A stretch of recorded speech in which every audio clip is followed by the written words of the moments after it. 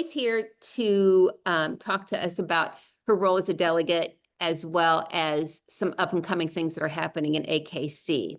So I'm going to hand this over to Joey. And Joey, I'm going to take notes, even though we are being recorded, okay? Because I think that's something that's going to be a little helpful, and I can do some bullet points with. And if anybody has questions along the way, please stop and ask. And this is informal, but I just wanted to give kind of an update to people. Not everybody realizes what the delegate role is, and I'm sure the people here probably do, but maybe people watching in the future don't understand the delegate role quite as well. So basically, just as a general, the AKC is a club of clubs. And so the AKC would not exist without having member clubs. They have member clubs who provide a delegate to the AKC. There are also licensed clubs that do not have delegates, and they don't have voting privileges in that case if they're just a licensed club versus a member club. So the Ottertalk Club of America became a member club back in the early 2000s. Mark Hawley was our first delegate for the Otterhound Club when we became a member club. And then when he decided to step down, I was appointed in 2009 to be the delegate for the Otterhound Club. And so as a delegate, we have meetings 4 times a year. We meet in March and June, September and December. March, June, and September are typically in Newark, New Jersey, and December is usually in conjunction with the AKC National Championship down in Orlando, or originally when I started as a delegate, it was out in California, but we've been in Orlando for quite a few years now. I can't hear anything, so if I can't hear anything, I'm getting off of here. Go ahead, keep talking. I'll text her. It's fine. So at our delegate meetings, there's generally meetings. It used to be that there were meetings on Monday and Tuesday. Monday is committee meetings, and Tuesdays are the general meeting for the delegates. The delegate committees, there are 9 of them. Just to give you an idea of what the delegate committees are, so you can get a feel for where the delegates are putting their time in.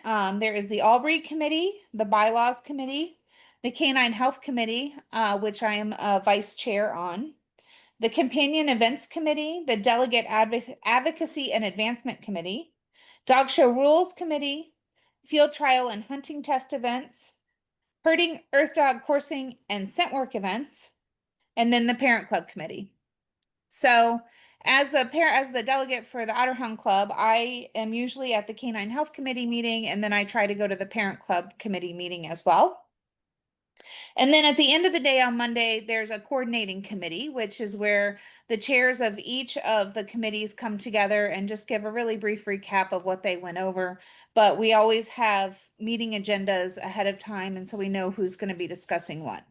A lot of times the more important things within the committees are discussed in multiple committees. So one example of that is the Citizen Science Task Force that I'm part of. And the Citizen Science Task Force is started out looking at low entry breeds and how to encourage involvement in conformation for low entry breeds, but also how to encourage breeding of low entry breeds so that there are more dogs to be shown and everything else. Carmen Battaglia, some of you may know him from his early neurological stimulation for puppies. It has been the proponent of low entry breeds for probably 10 or 15 years now. My time is all kinds of messed up. But he's been the one that's always been talking about low entry breeds. And I've always argued with Carmen about it, because to me, a low entry breed just means that they're not showing in conformation. The definition of a low entry breed is a breed that has less than 3,500 conformation entries during a year. As of right now, more than half of the AKC stud book, which includes about 206 breeds now, more than half of them are considered low entry.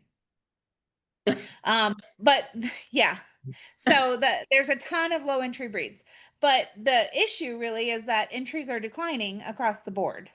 And so, along with that, we're bringing more and more breeds into the AKC, which causes issues like with the length of time in groups, because now there's so many dogs in various groups.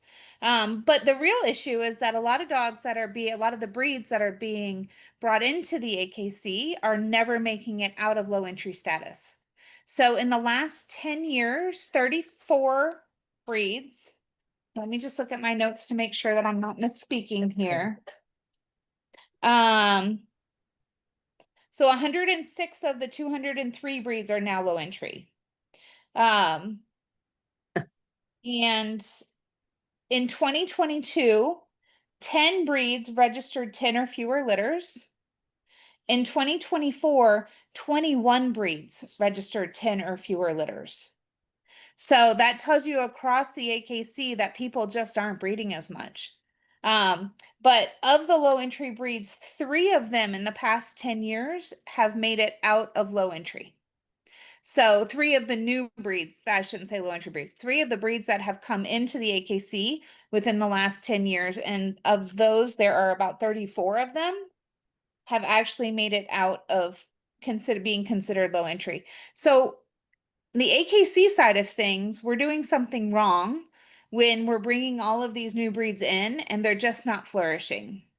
But then there also comes the breeds like us, who we've been in the AKC since the 70s, but we just kind of putz along on our own little trial, and but we're the same. So if you go back and look 10 years ago, 15 years ago, the Otterhound Club has been producing the same number of dogs, approximately the same number of puppies.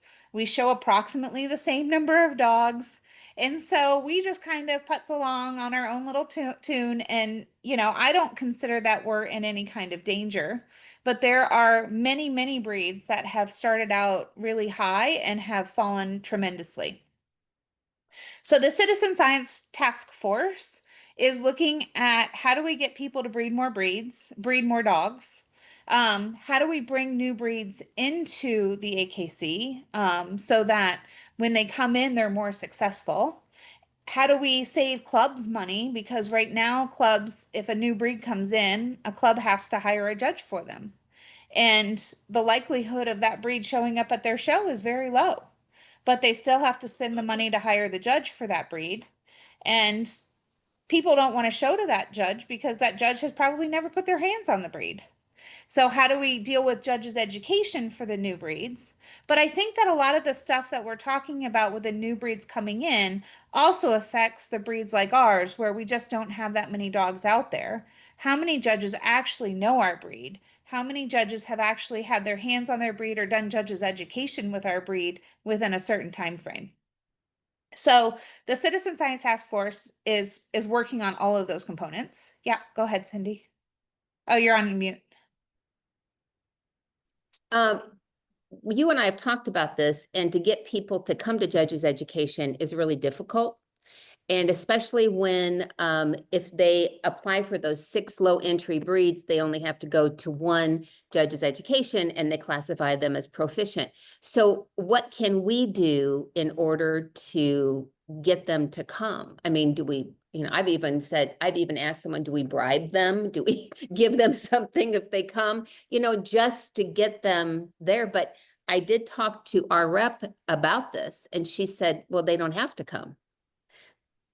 Yeah, and I think that is an issue, that they don't have to come. And so when I was talking to Tim Thomas this week, who is in charge of judges at the AKC, which is fun because those of you may or may not know, Tim used to handle Otterhounds. He was a handler for Pat Gillis, if you remember Pat back in the day, Laura. She had Gillis. Pat, what was her last name? But she had Gillis the Otterhound, and Tim handled him. Anyway, so one of our thoughts with the Citizen Science Task Force was that we had some way of identifying judges that have been to judges education for the parent club. And what he said is that it actually would go against their the AKC can't publish that because it goes against their privacy rules within the judge's portfolio, but that we can publish it as a club. We can publish what judges have come to Judges Ed and when. And I think that having a list out there of judges that have gone to Judges Ed and when would help us as exhibitors, because we can make decisions on who to show to and who not to show to. And if somebody has taken the time to go to our Judges Ed program, I want to show to them. So I want to look around for them, and I want to find them, and I want to give them entries. And I would hope that other Otterhound exhibitors would feel the same way, that we want to give entries to those judges that have taken the extra effort to come to our Judges Ed. So if we can have a list of that, maybe on Otterhound University or somewhere like that, it can be in the members only section or public, whichever we want to do. But for the judges education that happens down in Orlando, the AKC puts on, they can tell us who has attended those for the Otterhounds. And then Dog Show Judges Association, I think is the name of the other big group. They can tell us who's attended their versions of it. And we may have a list. Becky may have a list of judges. I just wrote that down as Becky may have a list of past, yeah, I because think it's that been a having while. something like that would be very helpful. There has been talk amongst the AKC about having judges have to do continuing education, which I think would be great to have them have to repeat every 5 years, or, I don't know how long, maybe 10 years, whatever. But there is some discussion about that as well. The other thing that the Citizen Science Task Force is looking at is how do we make confirmation shows more relevant for people these days, with younger exhibitors out there. They don't want to spend their whole day at a confirmation show. They may not have the money to travel. They may not have the time to take off work. What are the various things that we can do? And we've tossed around a lot of different ideas. We haven't come on anything in particular, but I am trying to ask people when I'm at shows, what do you like? What would you like to change? How do you think this could work better differently? And so I keep trying to get more ideas. The more ideas I can get, people should please send me ideas on how you think confirmation shows could run differently to be more efficient, or to attract more people, or whatever ideas you have. We are open to all new ideas. Some people may also not realize that the head of the AKC, the president of the AKC, recently changed. In February, Dennis Sprung stepped down after more than 20 years, and Gina DiNardo is now in charge of as president. She answers to the board of directors, though, and the board of directors are a group of delegates. So the delegates really are the ones that make the policy, make the rules, make the bylaws, and everything else. So we are the ones with the power, and we should be taking the information from our members and figuring out what people want to see and moving that forward. So another example of how something that we could do. I know that there's been discussion about judges showing in owner handled. And so while I was at the delegate meeting, I asked a bunch of different people what they thought about it. It was very interesting. The owner handled the people that show an owner handled were against judges showing an owner handled, but the judges that show an owner handled were very much for showing an owner handled. Wow. I know, isn't that surprising? So Shocking. one comment from a judge was that there was no way to stop judges because you can't make it so that some people can't show an owner handled. And I was like, but we already do with professional handlers. So we've already cut them out. And he said, well, that's a profession and judging is not a profession. And then he said, well, for most people, well, maybe. So an example of how the Otterhound Club could step into this, if we were interested, would be we would write a letter to the Dog Show Rules Committee, and we would say that we propose an amendment to the owner handled rules, and we would like for judges to be included in the people that cannot show an owner handled. It would have to be, we would have to state specifically confirmation judges, because otherwise we would be cutting out all judges, which I don't think would be fair to cut out a herding judge from a confirmation show, for example. We would want to state if they're, whether or not their households were allowed to show. Professional handlers, members of their households are not allowed to show right now. So I would recommend that we would take like the wording for professional handlers and just switch that to current confirmation judges. But we would submit that to the delegate rules committee, dog show rules. And then they would decide whether or not they wanted to pass that on to the board. If they did pass it on to the board with their approval, then the board would look at it and decide whether or not they approved of it.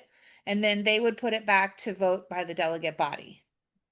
If the delegate dog show rules committee says, no, we don't want it to go there, we don't think it's worthwhile, then we could send it directly to the board.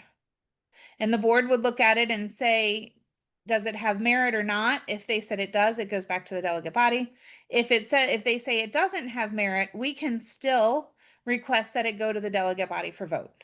So there are lots of things that happen without approval of dog show rules or the board of directors that still go back to the delegate body to be voted on. My understanding from a superintendent just recently is that members of professional handlers families can show, but they're exhibition only, and so they're not considered for they're not considered for prizes, but they can still show in my reading of the rules is that they are not allowed to show an owner handled. But I haven't seen a member of a professional hand except for juniors. Juniors can show an owner handled. Even if they are members of a handler's household. Oh, really? Oh. But I haven't seen anybody show as exhibition only in owner handled.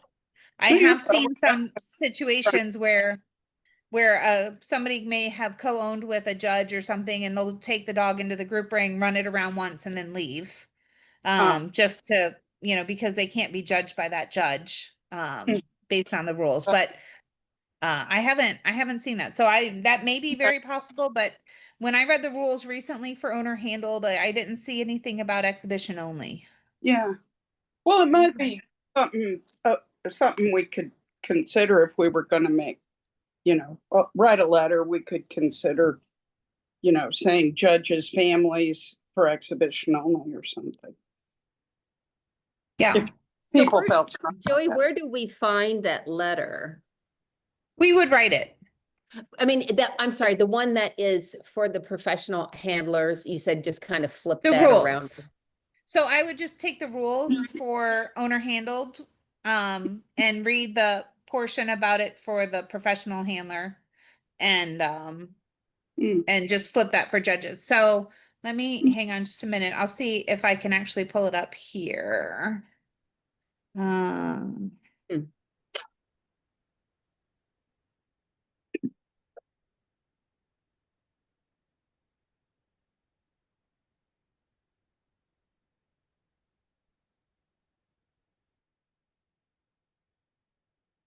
Okay. Give me just a second. Let me see if I can screen share.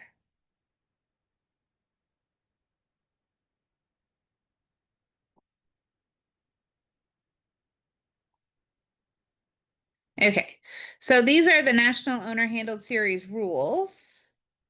And so, can you guys see that? Yeah. I think everybody's Yes, muted. ma'am. Yeah. Yes. Yes. Okay. Yes. Making sure. So if we go down to eligibility, it says professional handler, household members, and current assistants are not eligible to exhibit in this competition. And then it defines a current assistant. But current assistants eligible to compete in junior showmanship may participate. It defines a professional handler. And then it says about the dogs being handled by eligibility. So what I would say is that we would want to, this is actually interesting now that I'm looking at this more, thinking about it. This is actually not something that would go to dog show rules because it's not in the rules and regulations. This is because it's something that is extra. This may actually go to staff first. But we can still write the letter. I can get it to the right person. So I would say that we would just put in eligibility, and it says their eligibility restrictions at the very bottom apply to all members of the same household. So we could leave that if we wanted judges, members of judges' households to not be allowed to be included, but where we would just add another bullet point maybe after professional handler and before dogs that would say, current confirmation judges are not eligible to participate in NOHS. So when you had your delegate and you had a conversation, did any other clubs, are they also moving forward on this? So no other clubs are. There were a lot of individuals that supported this. But again, those were individuals that don't judge. One of the judges that I spoke to who likes to show in NOHS said that he didn't think that this would fly because judges are not a profession. So there may be a hang up with that aspect of it. But we don't know unless we ask. Right. So, right. So anyway, it's an idea of how, as a delegate, we can take the desires of our club and try to get what it is that the members are interested in. Yeah, I think that's a good point. What does everybody else think that's on here? I mean, this would have to be something that we would go to the board, but I would rather not have judges judging, judges showing and owner handled. I think I don't know, it just doesn't, the sense of propriety, it seems kind of violated by that. It's interesting. I'm in the visual arts world, and we clearly, if we've done professional work, which would be this, we cannot enter any kind of amateur show, which I consider probably NOHS amateur. If you would look at it as parallel. Yeah, Cindy, I would have to kind of agree is that most avenues or other competitive sports, you don't see a lot of that up and down of people that have considered to be masters of the skill that they're at, right? Like varsity players playing the freshman team most of the time. Right. Good point. But yeah. I think too that it would be amiss to not recognize that a face can mean a lot, whether consciously or subconsciously, and to allow a judge to award a judge in that kind of way in a competition meant to not be that, I think is important to remember. Yeah. And so one thing that I would say is those are the types of things that I think would be great as a preface in our letter. And then we can put in what we would recommend as the wording to be for the eligibility. Mm-hmm.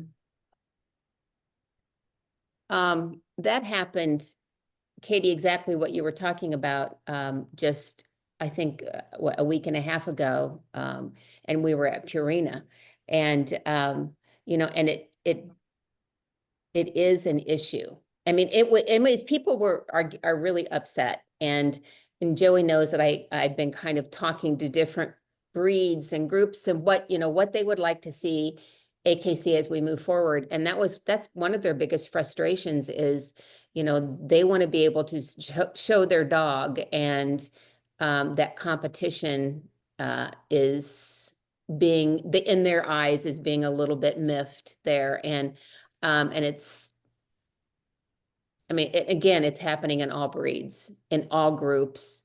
So it's been across the board. It's been really interesting. I mean, I haven't had anyone say, I think I'm okay with this, because, you know, most of these people that we talk to are all owner handlers. I mean, we kind of, you know, chat with each other, but that's just their biggest frustration is, you know, I just want to go in there and get my dog assessed. You know, I have a relationship with my dog, and I'm now competing with someone who, you know, is a judge.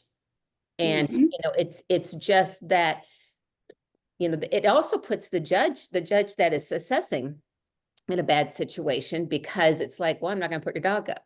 How often does that happen? You know what I mean? It's kind of like, But okay, I feel that we'll need to review what the actual reason and creation of the National Owner Handled Series was, right? sure. We like to perceive it as something that was created to make an equal playing field. But if that's not at all what the foundation of that was, then we need to maybe be selective with how we do it. Do I think this is a problem because of yes.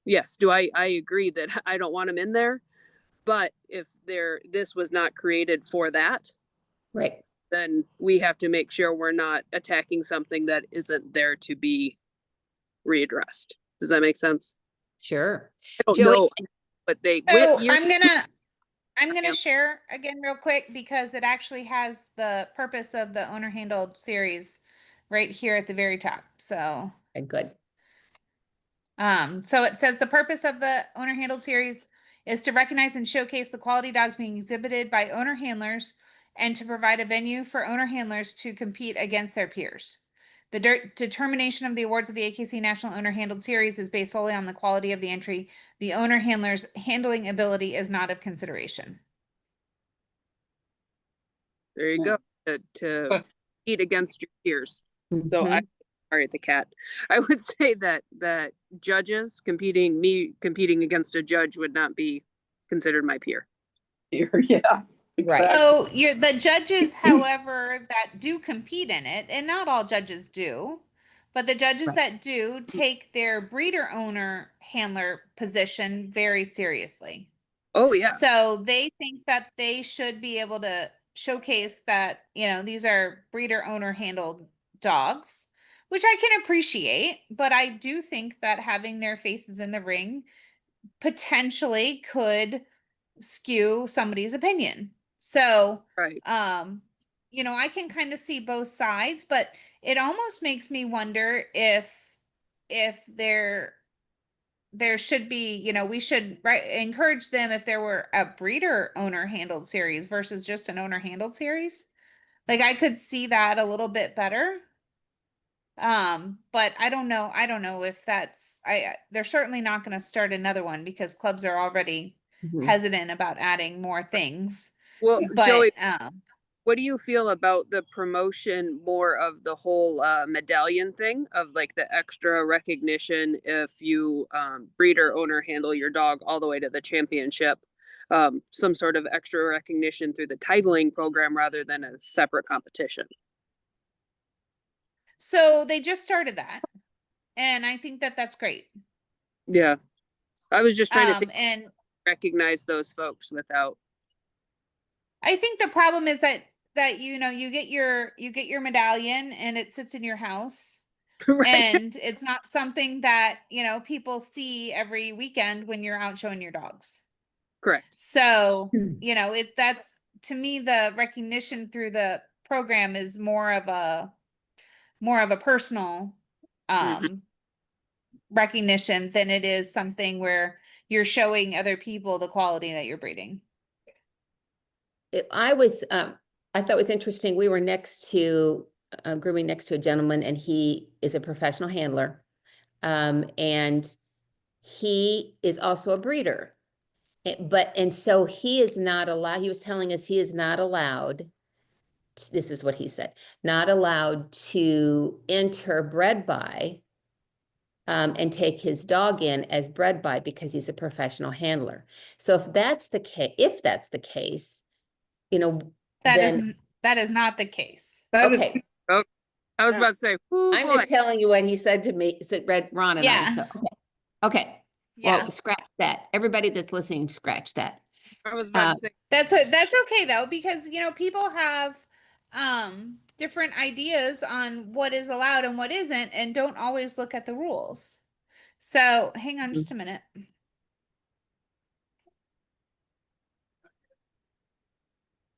I'm just gonna pull those up real quick.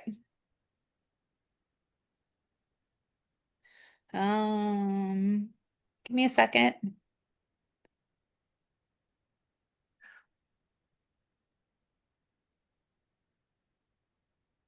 That is not what I wanted. Oh, an interesting thing that's coming up is they're talking about splitting the bred by exhibitor puppy class into 6 to 9 and 9 to 12. Oh. And then leaving the bred by exhibitor adult class by itself. I don't know if that'll actually happen or not, but that just came up. I don't know if clubs are gonna want to pay for more ribbons. And More it takes ribbons, right? more time to do yet another class. A lot of the ones in my area aren't even splitting it into adult and puppy. So When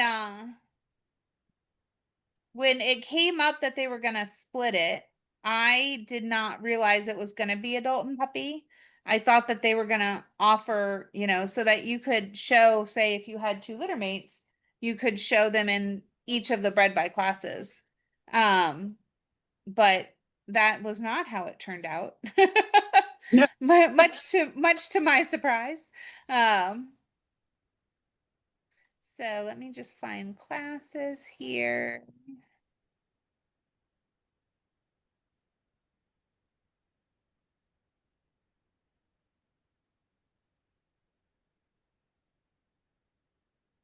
I think I want to go to 7. Okay. Will you get out of my wine? Sorry. Boy, that Z, I'm telling you.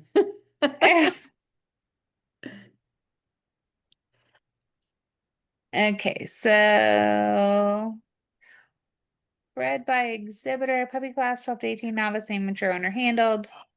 Bred by exhibitor class shall be for dogs that are 6 months of age or older, not champions, individually registered, owned or co-owned by any of the breeders of record as of the date of the show. They may further divide the bred by exhibitor class into 2 age groups: puppy, 6 but under 12, or adults over 12. The person handling the dog in this class must be a breeder of record and an owner of record on the dog. In any subsequent classes for which a dog from the bred by exhibitor class or divisions of it becomes eligible, there are no restrictions as to who may handle. So there is actually no rule that professional handlers cannot show in bred by exhibitor. Just FYI. Interesting. One thing that I do think that we should cover tonight, Joey, is what is the role of the rep? So that's something that we've been talking about a lot in the citizen science task force as well. The role of the rep, I think, is something that has changed over the years. And something that is being addressed to try to figure out how to best utilize the rep. Right now, the role of the rep is to be at the show and answer any questions, deal with any issues that arise during the show. We're trying to, what's that? Ron says, huh? Yeah, right. So we are trying to also make the role of the rep to be more of an avenue for people to ask questions about the AKC, give ideas on how things, could be different. More than anything, have the rep help the local clubs with getting more members. they're providing things for their meetings so that they have more content at their meetings that may be more interesting to people to try to get and maintain members. One of the things that has surprised me the most on the Citizen Science Task Force is finding out that many of the Albury clubs have so few members. Many of them have 10 to 15 members, and that's it. And I had no idea that that was the case with so many Albury clubs.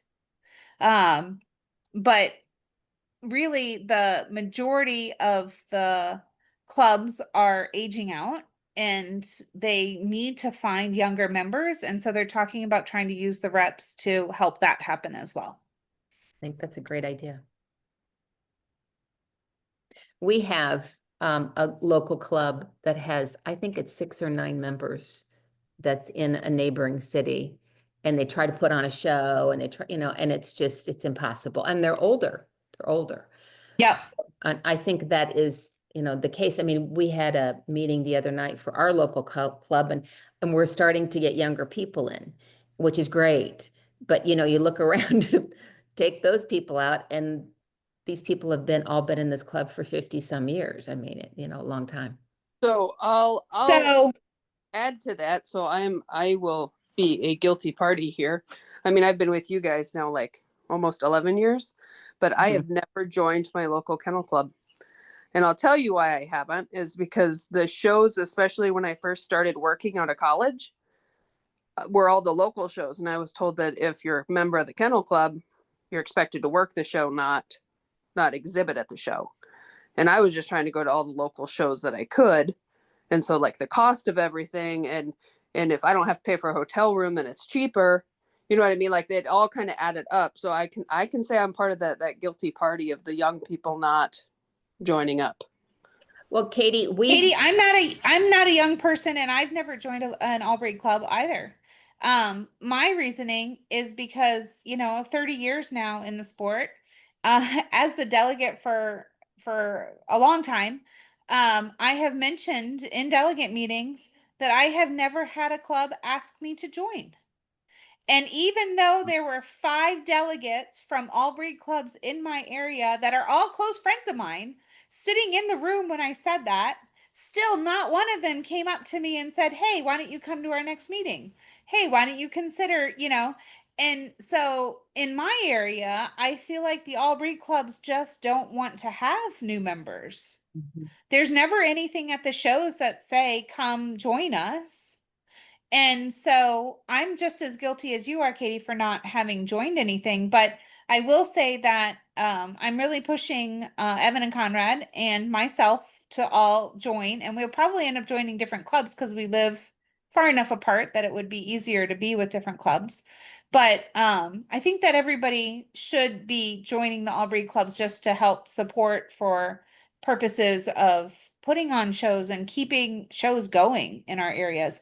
And not all clubs stop people from showing. So this past weekend we were in Connecticut. Jennifer Poling joined an Albury club, and so we went up to support her shows.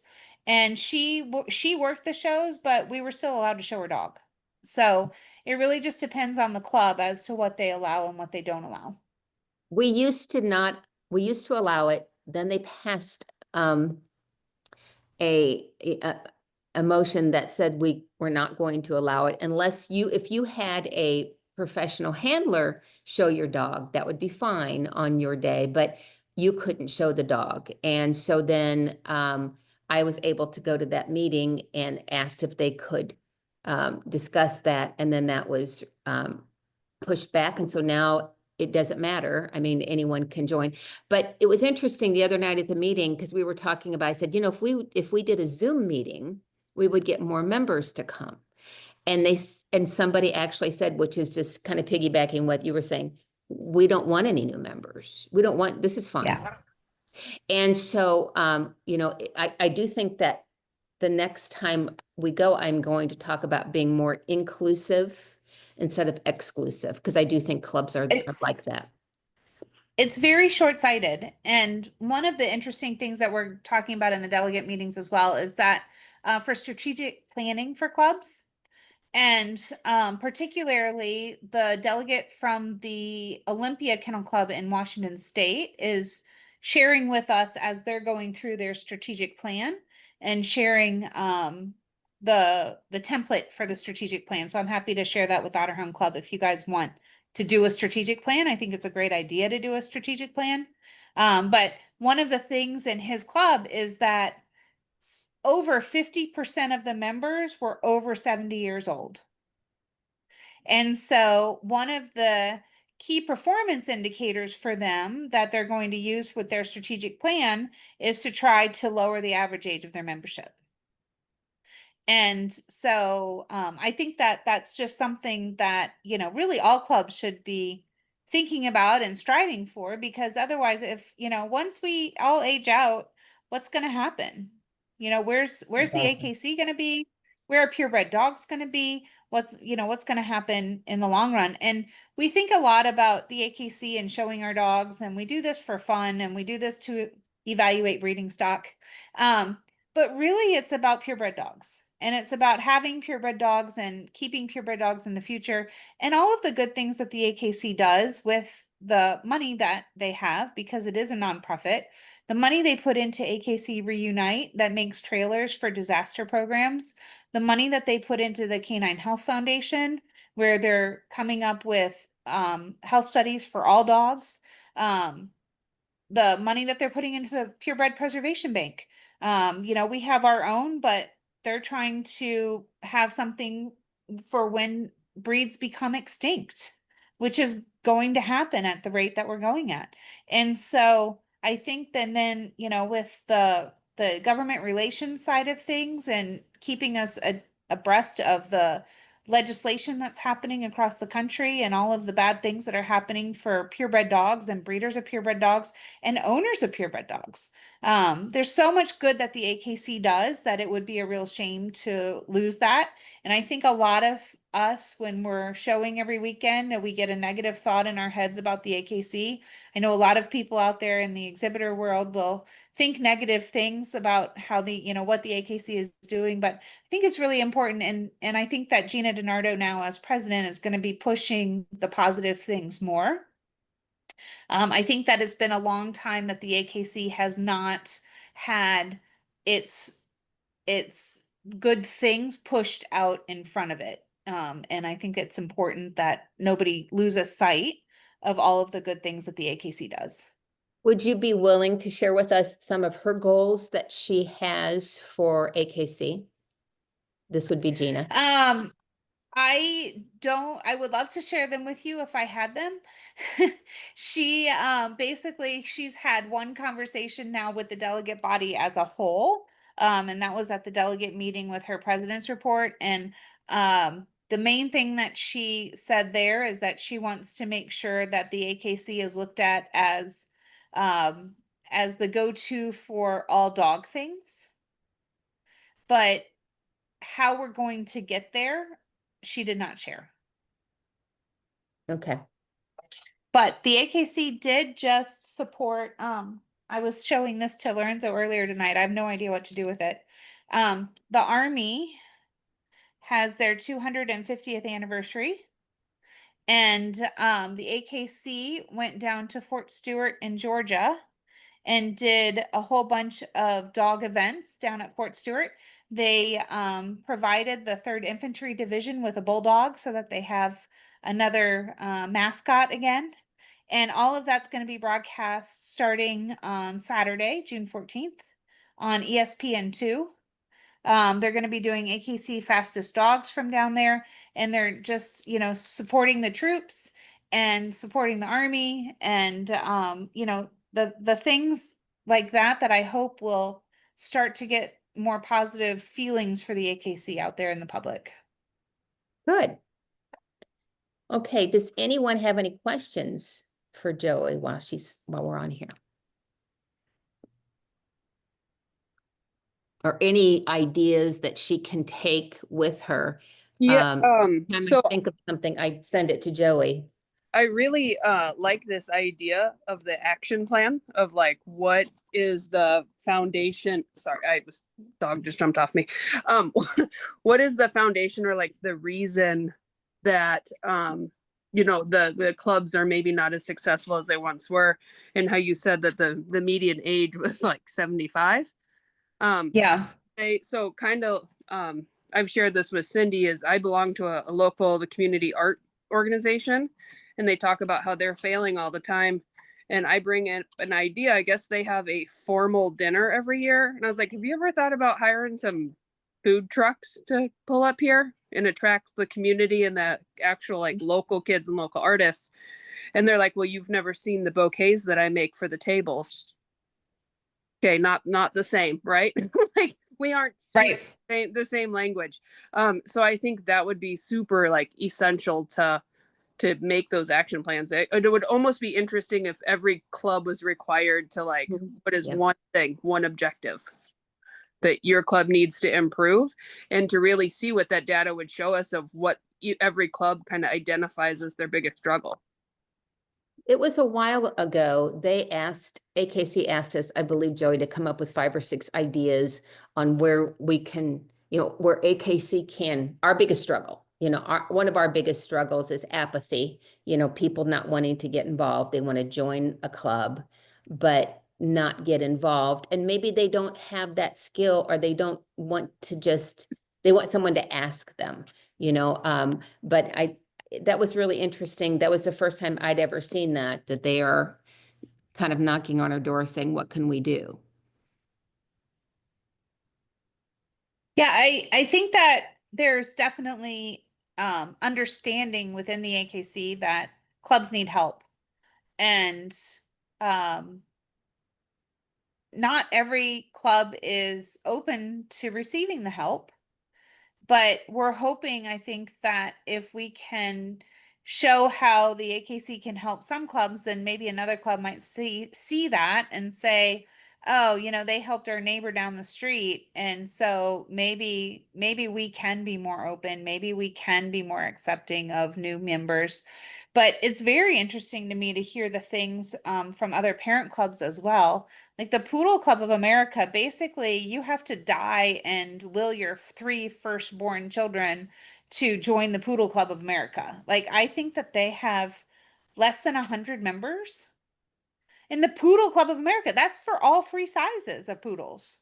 And here we are with about 250 members in the Otterhound Club, because we're like, come join us. We don't care if you have an Otterhound, just come on in. It's funny. And we had the same conversation, because we said, why are we requiring people that want to join to come to 3 meetings? They have to have their name read, then they have to do, they have to X, Y, and Z. And, someone who's been in the club for 40 years, she said, this is ridiculous. Why, if somebody wants to be in the club, let's let them be in the club. And they're like, nope, we're thinking of making it more difficult. Well, why? yeah. So one of the things that the AKC is pushing, that the Citizen Science Task Force is pushing, is for clubs to have more accessibility to like an associate membership. So they can join the club without having to have 2 people sign for them or whatever. Because if you just decide that you want a certain breed, or you want to join a certain club, maybe you don't know anybody yet. And so you can join with the associate membership. You get to know people. You don't have voting rights, but you get to know people, and then you can send, at whatever point you feel comfortable, you can change from the associate to a full member, or you can stay an associate member if you don't feel that voting's that important to you. But another thing that we've been talking about, Carmen Battaglia is the delegate for the German Shepherd Dog Club of America, and they have seen their numbers. They had at one point over 5,000 members, and they have seen their numbers just drop tremendously, but mainly because fewer and fewer people are getting into confirmation, and they don't know how to make the club relevant for people that are not in confirmation. And so I think that that's something as a parent club that we really have to pay attention to, is what are we providing for our members? What is the goal for membership? And then how many of our members come for the first year and then don't renew? Um, and the question is, why? And are we providing what they need? I think that the Otterhound Club does a great job at providing more than just confirmation information. So many clubs in their magazines will only have confirmation information. They don't have other stories or anything else that would be interesting to people outside of confirmation. But I think that, we all can still do a better job at trying to make sure that members are getting benefit and what they want to get from the club. Yeah, and I think that's a really good point, because we keep talking about um member meetups, things that that are they're gatherings, and it's to invite people in, and it might be a person who's not in this, that goes to gathering, that they're not a member, but maybe, oh my gosh, like you said, oh, now maybe I do want to join, and so we're really trying to branch out. So I do think, Katie, piggyback on what you said, us going with that task force, and Joey as well, that could be one thing. Is, we have so many members or non-members out there, we just don't know who they are. And if they don't, if they don't belong to Otterhound lovers or this or that, where are they? And, the only way we can find out is if we go to breeders, and I'm not sure if the breeders would share that information just due to confidentiality, but, how to make us more welcoming to everyone. Well, as a breeder, I always provide my puppy buyers with a membership. Yep. I don't think that a large number of my puppy buyers convert the second year on their own. Mm-hmm. And so I think that I need to do a better job as the breeder explaining the benefits of being with the club and being a member of the club. But I think that it's also, if every breeder provided every puppy owner with a membership, then it would be up to the club to make sure that they're getting value from that. So years ago, didn't we offer a price break for breeders to to get all of their puppy buyers to have a membership? Or am I just thinking that we should have done Not that I remember. Maybe I'm thinking Yeah, we I don't should have done that. remember. I don't remember ever doing that, but you build it into the price of the puppy, and Mhm. Mhm. every puppy should leave your house registered. It should leave your house, in my opinion, with a club membership, and it should leave your house with the blood drawn for the DNA study. So, Right. those Right. are like the main things in my mind that just get put into the cost of making puppies. And the Otterhounds do an amazing job at registering our puppies. Almost 100%, not always 100%, but almost 100% of our puppies are registered every year. But there's lots of breeds where they're not. It surprised me going back and looking through some of our stats that there are breeders that are not club members. And there are some years we've had 60% of the litters not by club members. And whether that's just a year that somebody forgot to renew, I don't know. But the AKC is also willing, if they find that a litter is registered by a non-parent club member, they are happy to send a letter from the parent club saying, hey, come join our club. We see you bred a litter of Otterhounds, please come join our club, and sending them information on the club. So, I think that there's things that can be done. I mean, again, we're of course, being a small club and a small breed, we have, when you have 5 litters registered, Yeah. it makes it easier to make them more. But the Frenchie Club was telling me that 3%, no, 0.3%, 0.3% of their litters are bred by Frenchie Club of America members. It's crazy. Oh my gosh. And Yeah, Joey, it's absolutely crazy. would you say there's a correlation between the difficulty of joining the club and No, they're not that hard to join. The issue is that people don't want to join people. So they're with the Frenchies, it's that people are breeding the off colors. And so the people that are breeding the off colors don't want to join the club because they don't want to be educated on why they shouldn't be breeding the off colors. Mm. But And it's also, I would say in that case, it's also just because they're the number one registration. They had, I don't remember how many thousands of litters last year, but like it's crazy how big their registry is. Well, I think this is something that I would like to do, have this gathering after every one of your delegate meetings, just so we can have, just so we can have that videotaped for the members. Yeah. And put it on YouTube, because, there's questions that I have as we've kind of been talking, and I've written some things down, and I'll email you those, Joey. But, I would like to know, and we're kind of we're getting out of time, but, what does AKC feel about, because I know that they have changed their requirements for breeding when you go in and read, what those breeding requirements are, et cetera. And I know that has changed. I had talked with Mari Beth within the last couple years, I think, maybe even a year. And,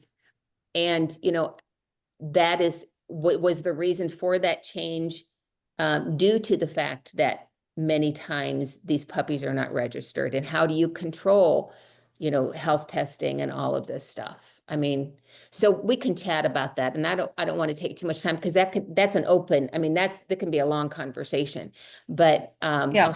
and stuff, because I think that's important. But anyway, so we have Joey for a few more minutes. This was phenomenal. I mean, I took 3 full pages of notes. Thank you very much. Even now, once this is done, I'll go back and watch it again and see what else I can come up with. Do you have any questions for Joey before we sign off?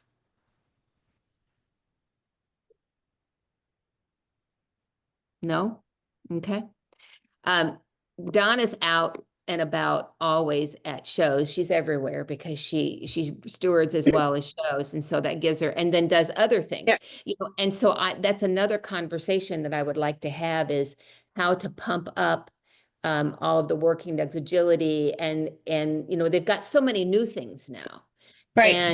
And how can we, because I think sometimes they don't know that, owners don't know that, oh my gosh, I can go out and get a X, Y, and Z on my dog. I didn't even know that was a thing. So I think that's a conversation that we can't just get wrapped up in confirmation, but all these people at home Right. with their Yeah. dogs. I mean, the ability to get a farm dog title down in Louisville, that was something that surprised me, that now we have otter hounds with farm dog titles. Isn't that cool? The how easy it is to get an otter hound into scent work. Like, that would be something that would be a great conversation to get more people involved with just doing things with their dogs. Of course, agility has always been a love of mine, but it sometimes is a love that takes a lot of patience and very little ego when you're running an otter hound. So there are things that are easier to do out there, Right. like tracking or scent work or whatever, but there's so many things. Barn hunt is something I know Katie's and enjoys doing.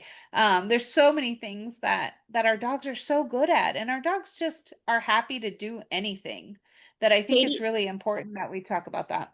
I do too. And I think, Katie, that's something we can talk about, because I think we need to have an otter talk just about this. And, if you could bring in agility and barn hunt and, all of these things, and how people can work their dogs. Yeah. We have to plan something. Yeah, let's do that. All right. Well, thank you, everyone. This was phenomenal, Joey. This was eye-opening for some things for me, because I had no idea that there's been such a shift, and we've kind of talked about it a little bit, but to see it on paper and to hear it and to see that they're listening, I think that's huge. Yep. Absolutely. So anyway, all right, everyone, well, have a wonderful evening. Thank you, thank you, thank you. And Joey, I'll be sending you within the next day or two some thoughts that I have. Okay. Sounds good. Thank you. All right, everyone. Thank Thanks, you very everybody. much. Yeah. Okay. Good night. Good night.